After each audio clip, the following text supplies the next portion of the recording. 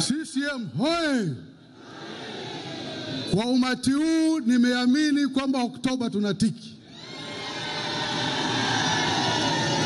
Mheshimiwa Mwenyekiti, ni dhahiri kwamba kazi ambayo CCM imefanya tangu tupate uhuru undisputed ni swala la nchi yetu kuwa na amani na utulivu. Mheshimiwa Mwenyekiti, amani na utulivu na maendeleo ni mapacha. Nchi ikiwa na shida, hakuna mama ntilie barabarani.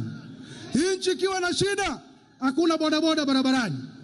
Nchi ikiwa na shida, hakuna mama mboga barabarani. Hiyo ni undisputed kazi iliyofanyika. Na kama kuna mtu anabisha, aende South Sudan, ajaribu Somalia, ajaribu Sudan, kama kuna mtu anabisha. Na ndio maana mimi moyoni mwangu naamini, Mheshimiwa Mwenyekiti, kwamba wakati unafika nchi inakuwa kubwa kuliko mtu binafsi. Mheshimiwa Mwenyekiti, mwaka 2000 huko Uganda alikuwepo mtu mmoja anaitwa Kibwetere. Yeye akaambiwa waumini wake, uzeni vitu vyote, njoni hapa tunaenda mbinguni.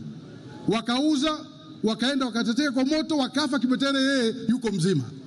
Sasa leo mtu anakuambia tarehe 29 mara tunaenda kuandamana, yeye na mke wake na watoto wake wako Marekani. Natambua duniani kote hakuna nchi ambayo imepata ukomo wa maendeleo.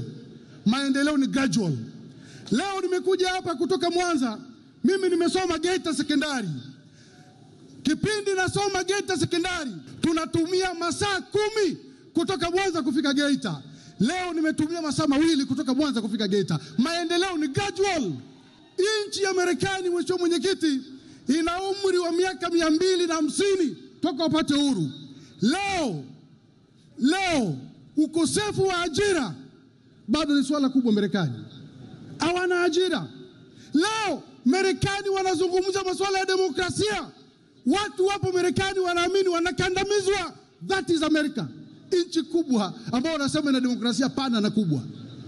Kwa Mheshimiwa Mwenyekiti, naamini na naendelea kuamini kwamba hakuna nchi, hakuna serikali popote duniani inayoweza kuotesha maendeleo kama uyoga ndani ya miaka 5 10 yote yakaisha, kila matatizo yakaisha. Maendeleo ni gradual, ni step by step, na kazi inafanyika. CCM hoi!